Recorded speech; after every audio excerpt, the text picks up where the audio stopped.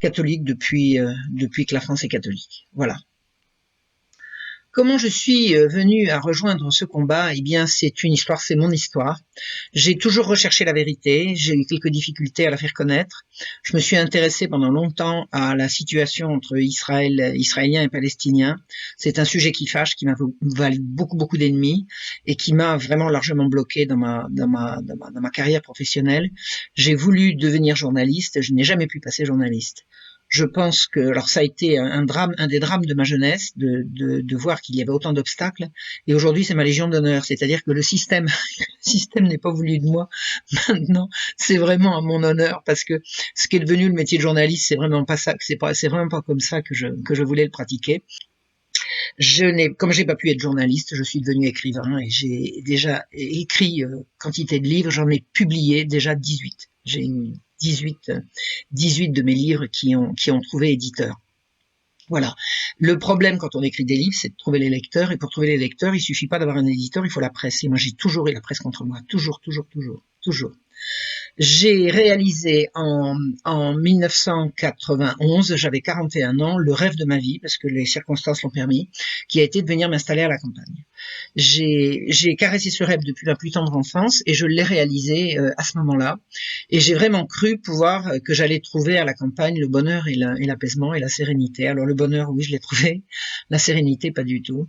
À peine arrivé, un concours de circonstances m'a fait tomber sur une réalité absolument terrifiante que je n'avais jamais soupçonnée avant. Et il fallait vraiment que j'arrive à la campagne, et dans cette campagne-là probablement, pour tomber sur la réalité de ce qu'on appelle la pédophilie, et la pédophilie de réseau. Je ne m'y attendais pas du tout, je n'avais jamais entendu le mot pédophile. C'est une dame un jour qui m'a dit Madame, vous n'imaginez pas la puissance de ces gens-là, la puissance des pédophiles. Donc j'ai commencé à comprendre de quoi il s'agissait. Et je suis entrée d'un seul coup dans un monde absolument horrible, un monde d'horreur. J'ai découvert une réalité tellement épouvantable, tellement terrifiante que j'en ai perdu le sommeil pendant un temps. J'ai fini par le retrouver, mais j'ai eu à un moment donné, j'ai vacillé. Je me suis dit, pourquoi est-ce que cette réalité-là tombe sur moi? Personne n'en parlait autour de moi. Le mot n'était prononcé nulle part. Pourquoi est-ce que ça tombe sur moi? Pourquoi est-ce que je tombe sur cette réalité-là? Qu'est-ce que je vais en faire?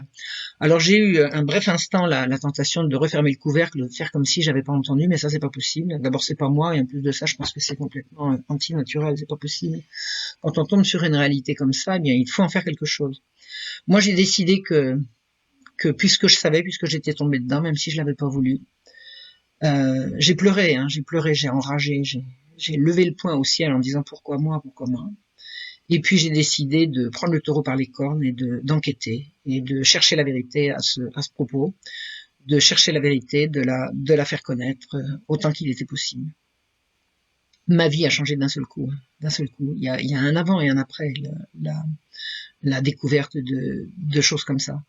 Donc, en fait, le choix qu'on fait quand on découvre ça, c'est le choix de la tranquillité ou du combat, mais la tranquillité, elle est perdue de toute façon.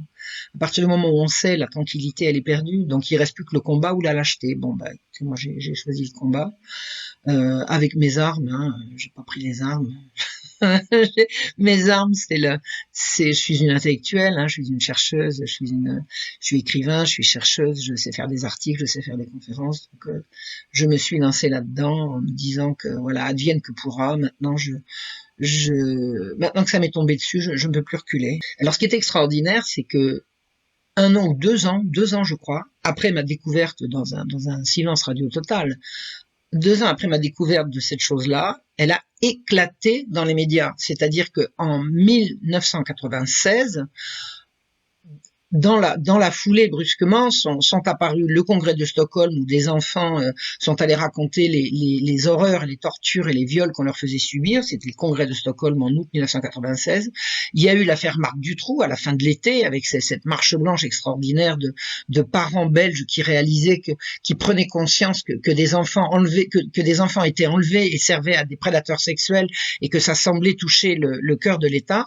Vous avez eu également plusieurs scandales en France comme l'affaire Taureau Bravo ou l'affaire Ado 71 où des gendarmes et des policiers ont vraiment amené au public le résultat d'enquêtes terrifiante, qui montrait que dans la campagne profonde, des notables s'arrangeaient pour profiter d'enfants, pour les violer. Mais pour violer des enfants, il faut les enlever, il faut les arracher à la responsabilité de leurs parents. Enfin, brusquement, le mot pédophile est arrivé à la une des journaux.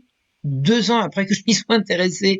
Alors je me suis dit que j'avais des antennes. Vraiment, j'ai des antennes. Je suis arrivée simplement un petit peu en avance par rapport au reste de la population. Mais enfin, pour moi, c'était parti. Pour moi, c'était parti. J'ai décidé de m'intéresser à la chose, d'enquêter. J'ai couru les bibliothèques. J'ai notamment découvert un certain Matzneff. C'est à ce moment-là que je l'ai découvert, 97. J'ai sorti un très long texte que j'ai mis sur la toile parce que c'était les débuts d'Internet, qui s'appelait De l'amour et du crime, du sexe et des enfants, où je démontais toute la prédation sexuelle de ce monsieur qui était tellement bien en cours dans les milieux littéraires, dans les milieux politiques, il était reçu partout.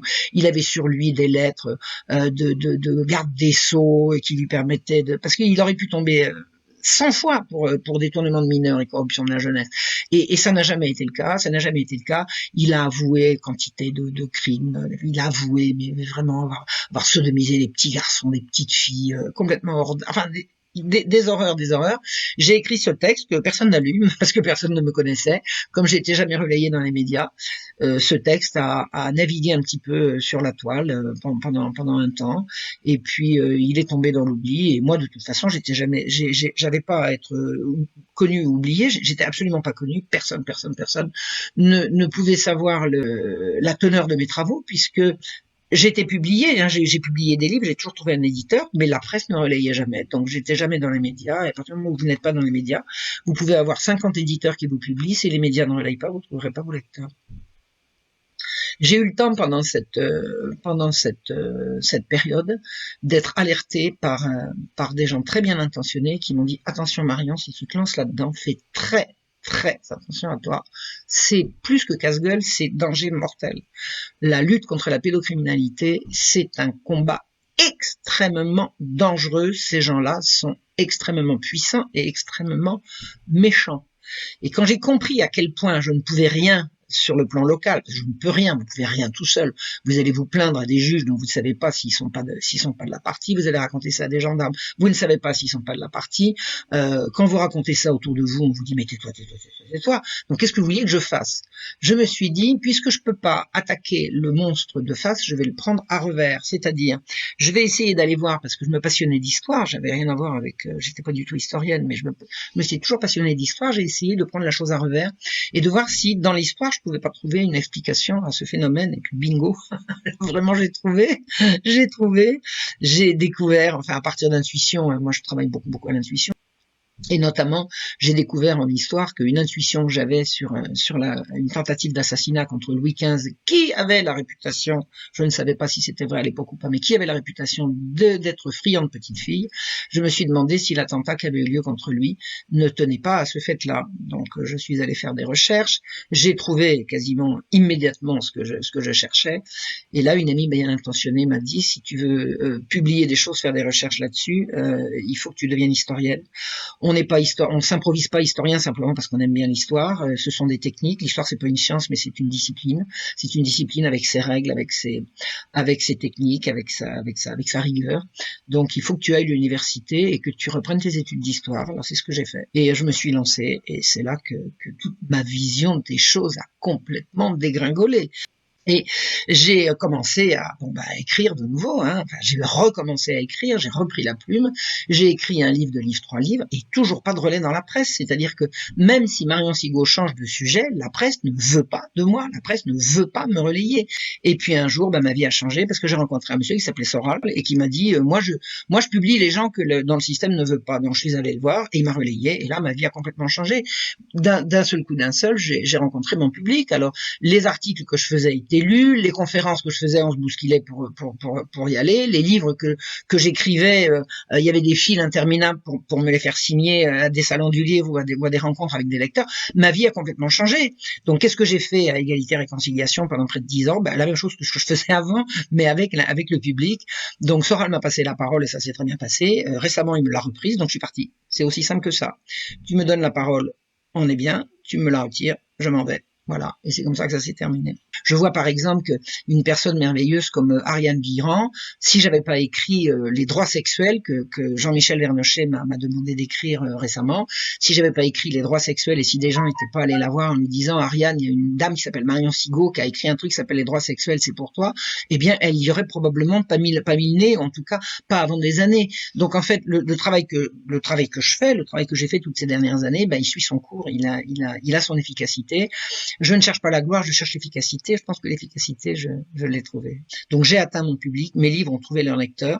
Pendant toutes ces années, j'ai fait des rencontres, ces dernières années, j'ai fait des rencontres merveilleuses. J'ai rencontré notamment Judith Reisman, qui m'a ouvert les yeux sur la réalité de ce qu'a été la grande révolution sexuelle des années 50-60. Hein.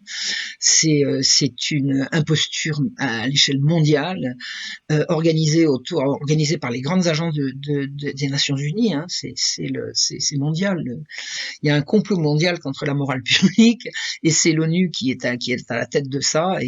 C'est d'abord l'Institut Rockefeller, mais ensuite beaucoup les grandes agences des Nations Unies qui ont relayé le pseudo-travail d'Alfred Kinsey, qui était un pervers sexuel et qui a ouvert un boulevard pour toutes les perversions sexuelles et essentiellement les perversions sexuelles en direction des enfants, dont monsieur Kinsey a prétendu qu'ils avaient droit à leur sexualité sans qu'on les embête, quoi. Et en fait, la sexualité des enfants, c'est la sexualité des pédophiles. Les enfants n'ont pas à avoir de sexualité, les enfants sont pré-sexués. Les enfants, ils sont sexués parce qu'ils ont un sexe masculin ou féminin, contrairement à ce qu'on veut bien dire aujourd'hui, mais ils ne sont pas sexuels, puisque l'enfance est précisément la période de la vie qui précède l'activité sexuelle.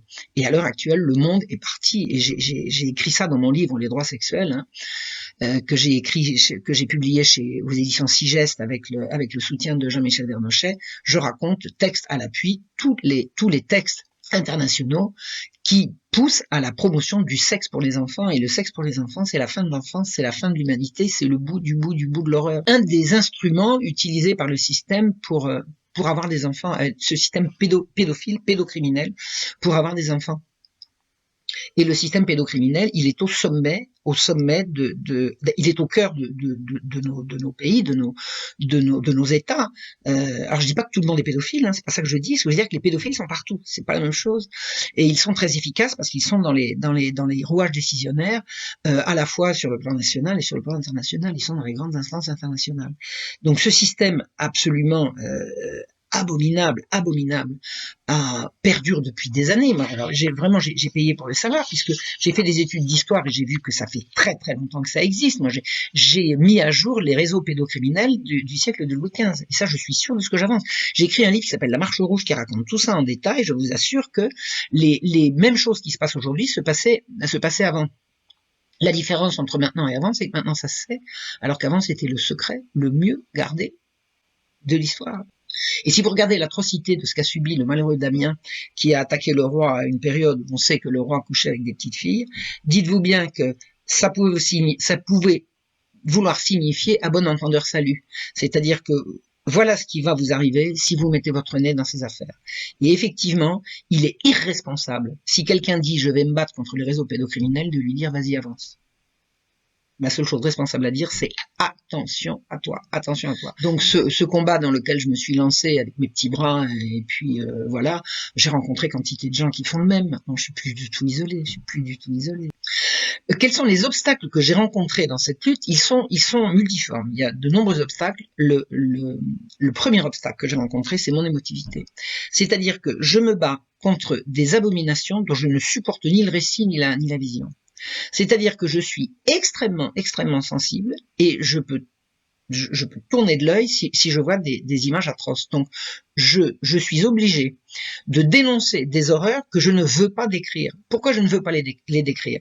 Je ne veux pas les décrire d'abord pour me protéger moi. Si j'entre dans ces détails, je vais me faire du mal et je vais être obligé pour résister à ce mal de me blinder, et si je me blinde, je perds la sensibilité qui est également mon outil pour avancer. Donc je me protège en ne voulant ni voir ni entendre des récits atroces.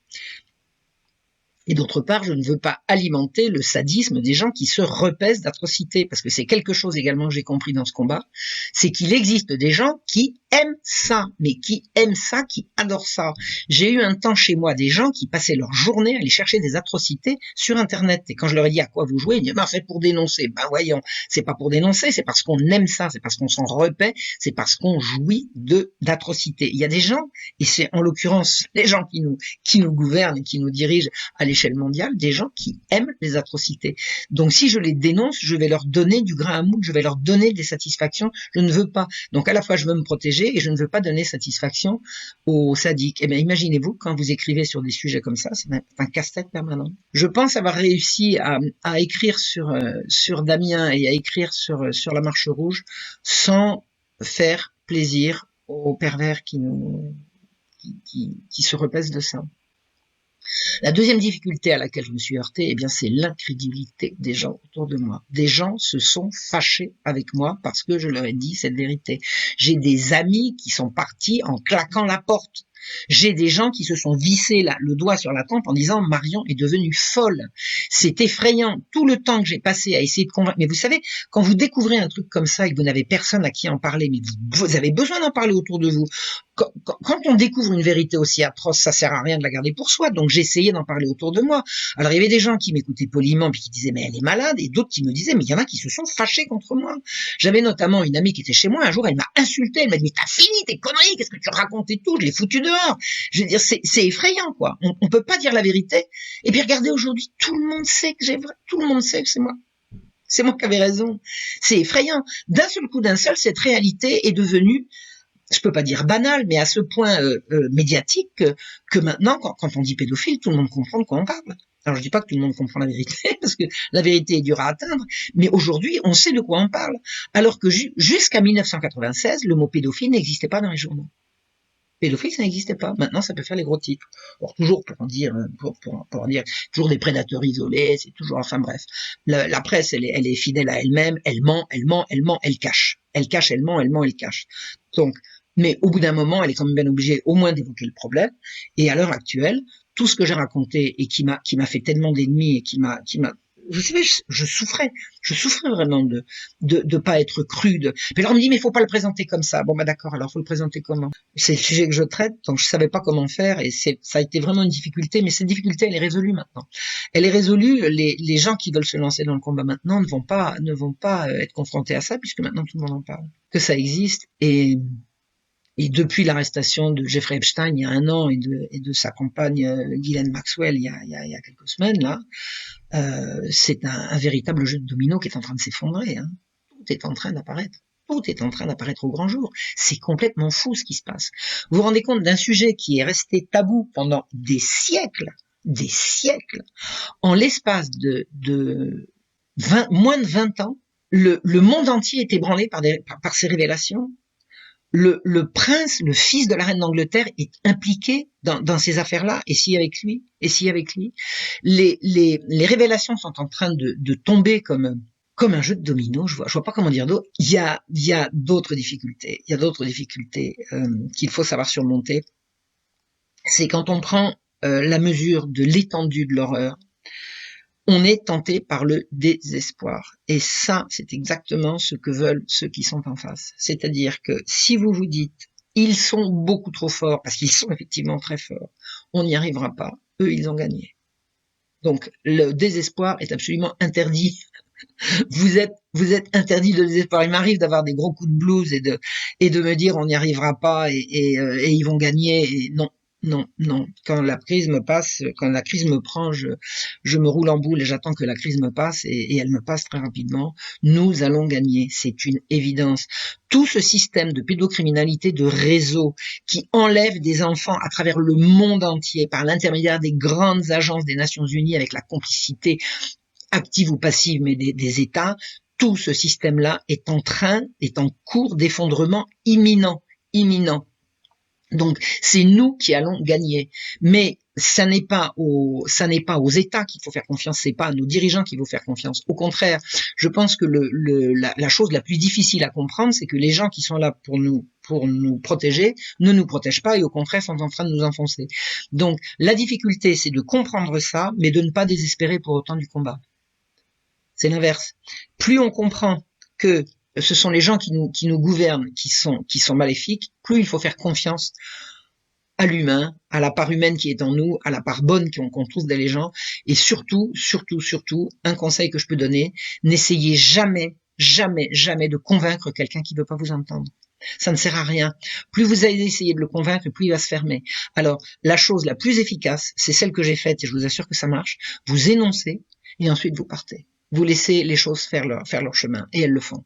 Il y a des gens qui sont revenus plus tard me dire tu m'as ouvert les yeux, je voulais pas le croire et puis maintenant je comprends. Vous savez, l'essentiel du combat, de mon combat, c'est comme ça que je le vois parce que je fais rien d'autre que ça. Hein, c'est chercher la vérité, une fois que je l'ai trouvée, la dire, c'est tout. Et je pense que c'est ça qui fait avancer. Et si la vérité atteint de plus en plus de gens, ce qui est le cas en ce moment, chacun, en fonction de ce qu'il est, en fonction de ce qu'il sait faire, en fonction de ce qu'il peut faire, va pouvoir avancer et faire avancer la conscience collective. Tout le système a fonctionné sur le mensonge. Tout le système a fonctionné sur le mensonge. Parce que c'est la vérité qui nous libérera. Et on peut mentir toute la vie à une personne. On peut mentir une fois à tout le monde, mais mentir tout le temps à tout le monde, ça ne peut pas marcher sur la durée. Et à l'heure actuelle, le système qui a menti pendant toutes ces années à tout le monde ne peut plus s'en sortir. Ils sont obligés d'empiler mensonge sur mensonge, et ça n'est plus possible. Or, la vérité, elle trouve toujours son chemin. Je vais vous donner une image. Je l'ai déjà expliqué, mais je vais la redonner, c'est le moment. La vérité, c'est comme l'eau qui serait enfermée dans une citerne. Vous avez une grosse citerne qui est extrêmement solide, qui est bétonnée, qui est goudronnée. Elle est absolument étanche de partout, sauf un petit trou d'épingle. Tout petit, qui est dessous. Eh bien, si la citerne est gigantesque, énorme, et qu'elle est complètement étanche, mais qu'il y a un seul petit trou d'épingle, à un moment ou à un autre, elle sera vide.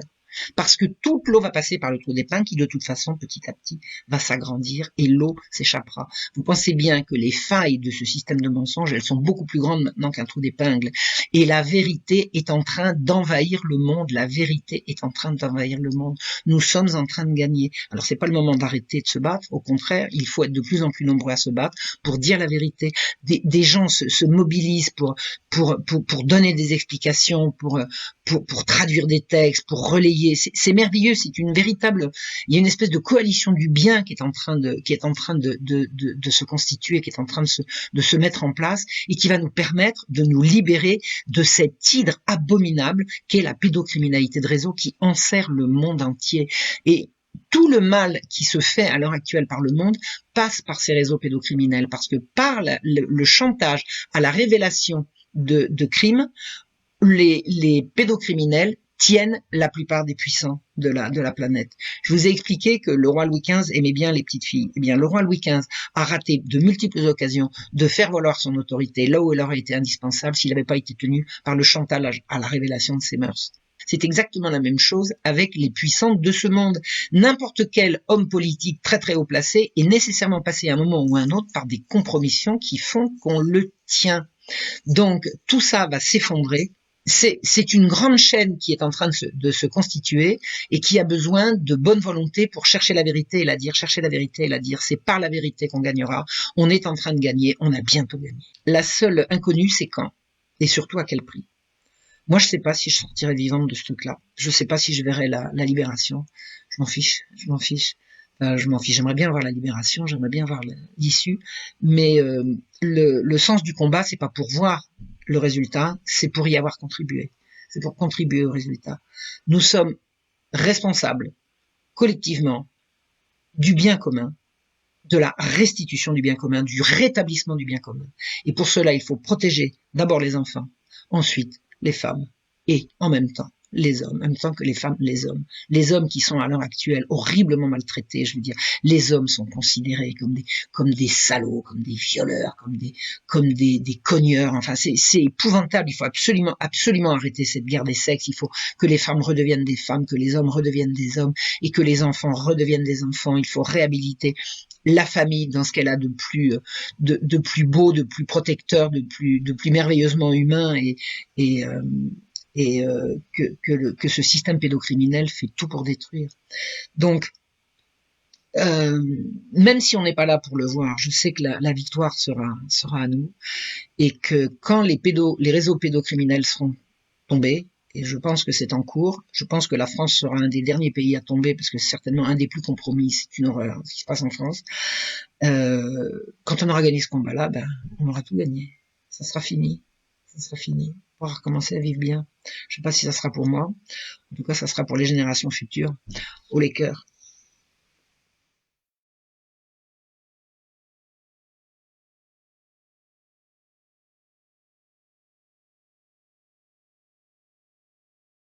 Dans la lutte contre la pédocriminalité, je réponds au pseudo de Lambert. Mais avant tout, je suis père de 4 enfants et même grand-père d'une magnifique petite fille. Depuis de très longues années, je combats ces assassins d'enfance. Et depuis quelques mois, j'ai fondé l'Arbustile, elle-même divisée en plusieurs équipes qui travaillent sur les réseaux sociaux. Notre premier boulot est de créer des enfants virtuels pour faire barrière entre les gosses innocents et les pédophiles. Ensuite, nous constituons des dossiers sur leur identité présumée, puis nous prenons contact avec les forces de l'ordre pour qu'ils puissent être présentés à un magistrat. Et c'est là que ça coince parfois. Certains représentants de la justice sont-ils corrompus? Sont-ils liés à des mouvements pédophiles ou auraient-ils eux-mêmes des perversions aussi ignobles? Aujourd'hui, il m'est impossible de le dire. Par contre, j'affirme que certains magistrats ont refusé de prendre en compte des signalements que je leur ai moi-même apportés sur des dangereux pervers. Il y a moins d'une semaine, c'est pourtant même avec l'appui d'un OPJ qui a téléphoné pour appuyer mon dossier et mettre encore plus la lumière sur un multirécidiviste violeur d'enfants que j'ai reçu une fin de non-recevoir. Autre cas en Belgique, il y a 5 mois. J'ai amené à un procureur du roi un dossier sur un homme qui non seulement voulait violer des enfants, mais qui sur une vidéo postée sur un réseau social déclare vouloir tuer des enfants de 10 ans et violer leurs cadavres. À ce jour, il n'a toujours pas été interpellé. Et ne me parlez pas d'enquête en cours, c'est faux, rien n'a été fait. Pourquoi? Qui les protège? Peut-on réellement parler de réseau étatique? Je ne saurais l'affirmer. Mais ce qui est sûr, et encore plus aujourd'hui en France, avec les nouvelles nominations au gouvernement, c'est qu'un message très négatif est donné aux victimes. Aujourd'hui, la société est accro au voyeurisme, à la télé-réalité, à la mode, quelle que soit sa forme. Il faut aller vite et être percutant pour retenir l'attention. Mais comment être plus percutant et rapide qu'un pédocriminel pour que la population prenne acte et cause pour ce fléau? Beaucoup de personnes détournent la tête par peur d'y être confrontées, par peur de voir la vérité. Il n'y a pourtant généralement pas de théorie du complot dans ce sujet. Tout y est déjà assez sordide. Réveillez-vous s'il vous plaît, je vous en conjure. C'est mon enfant. C'est votre enfant. Ce sont nos enfants que ces assassins d'enfance détruisent chaque jour.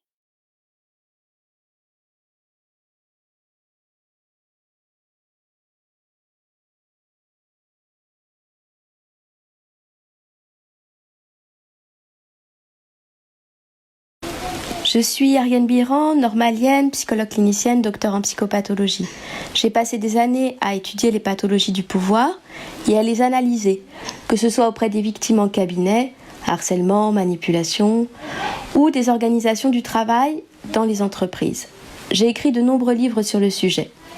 J'ai notamment fait une longue investigation ayant abouti à un livre en 2017, L'imposture des droits sexuels, au sujet des droits sexuels des enfants, un double paradoxe car le droit ne peut concerner la jouissance sexuelle sinon pour la limiter et non pas l'encourager, et car les enfants doivent être absolument protégés de tout éveil sexuel prématuré entravant leur bon développement psychologique. Je suis sensible à la protection des plus vulnérables depuis mon enfance passée dans une cité de Seine-Saint-Denis. Ma première prise de conscience forte fut dans ma pratique professionnelle en cabinet auprès des enfants, car je suis psychologue pour enfants au départ en me heurtant à des obstacles inouïs. Dans des signalements pour enfances transgressées, des calomnies institutionnelles, des freins de toutes sortes, puis parfois des menaces, je constatais des choses bizarres, comme des enfants remis entre les mains de leurs agresseurs après un signalement, contre tout bon sens, avec une exclusion du psychologue suivant l'enfant. Et c'était assez systématique. Ensuite, j'ai échangé avec des collègues et j'ai découvert l'autre face de la médaille. Puis j'ai fait mes propres recherches, entendu beaucoup de patients adultes également témoigner de l'ampleur des transgressions sexuelles infantiles. Pour moi, c'est le problème numéro 1 de notre société et le plus tabou, d'ailleurs. En fait, je crois que presque tout le monde a été soit victime, soit témoin dans son enfance à des degrés divers. De l'exhibitionniste au professeur transgresseur, du voyeurisme dans une cabine de piscine au viol et à l'inceste. Enfin, je me suis dédiée à cette recherche approfondie sur les droits sexuels des enfants, ce qui m'a menée à découvrir les ramifications peu cachées des lobbies pro-pédophiles, le travail de la professeure américaine Judith Reisman sur Kinsey, et à comprendre qu'il existe véritablement un plan mondial pervers mené depuis des décennies pour sexualiser précocement les enfants et ligoter les mains de leurs protecteurs. J'ai rencontré beaucoup d'obstacles, des représailles, des calomnies, des atteintes diffamatoires, de la censure, des tentatives de hacking, des soucis d'ordre administratif et juridique, et aussi l'ostracisme, pour dire les choses telles qu'elles sont. Chez les gens, entre guillemets, normaux, il s'agit déjà de faire taire car le déni est immense.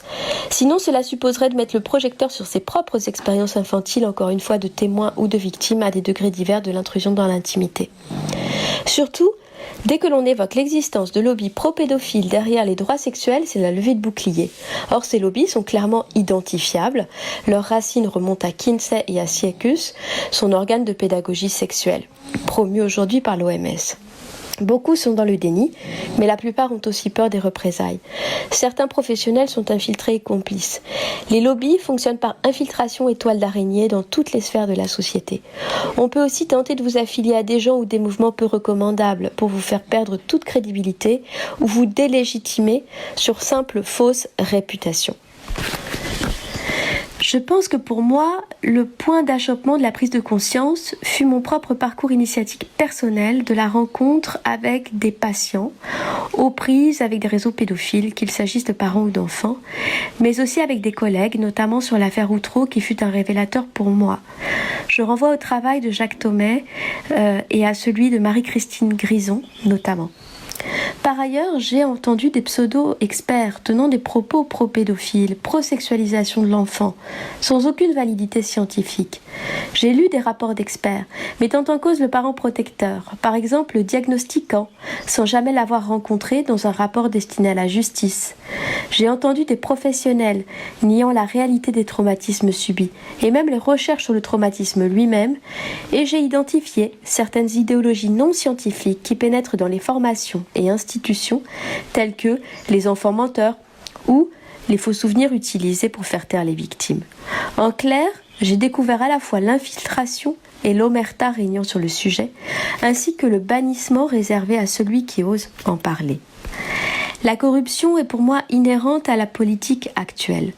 Je veux dire par là que, et Platon nous le disait déjà il y a fort longtemps, pour accéder au pouvoir, il faut aimer le pouvoir. Et ce point-là doit à la base nous rendre suspicieux envers tous ceux qui exercent le pouvoir. Mais je sais de source sûre qu'aujourd'hui, il existe un système de cooptation au pouvoir et que si vous ne vous y soumettez pas, il est difficile d'y parvenir.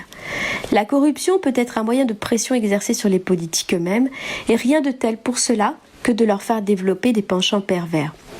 Disons que c'est une jonction, sans doute, de penchants pervers existant souvent chez les passionnés du pouvoir et d'un système visant à favoriser ces penchants pour les soumettre. Je ne crois pas aujourd'hui à des politiques qui seraient réellement libres. À minima, je pense que pour parvenir au pouvoir, il faut se taire sur un certain nombre de choses et accepter de se compromettre. Je pense aussi que certains doivent savoir que s'ils parlent, ils sont morts. Après, c'est le principe de la toile d'araignée qui se tisse, invisible dans la société et que pratiquent les sectes qui pénètrent l'espace social pour y insuffler des idées malsaines et des théories perverses banalisant la sexualité entre enfants et adultes. En justice, on peut discerner la corruption aux avocats qui refusent de défendre tel dossier par peur, mais également aux résultats des jugements ou encore à la perte des dossiers. Les condamnations envers les pédophiles sont généralement très faibles et les victimes sont très culpabilisées. On a eu des exemples récents d'une jurisprudence très complaisante envers les transgresseurs. Dans les cas de dénonciation de viol ou d'attouchement de la part du parent protecteur, la plupart du temps, tout se retourne brutalement et l'enfant est confié aux parents transgresseurs sans aucune instruction sérieuse. C'est la grande majorité des dossiers que je vois circuler qui sont comme cela. Il faut vous informer sérieusement. Protéger les enfants, c'est protéger l'avenir de notre humanité. Oui, il existe de grands psychopathes et pervers, et oui, ils violent des enfants, les torturent, les tuent, font du trafic humain et du trafic d'organes sur ces enfants, entre autres joyeusetés, et ces détraqués œuvrent de concert. Et souvent, ce sont des personnes à des postes de pouvoir qui utilisent le pouvoir pour abuser et cacher leurs horribles forfaits, et que le pouvoir a corrompu dans le même temps. Nous avons besoin de votre prise de conscience.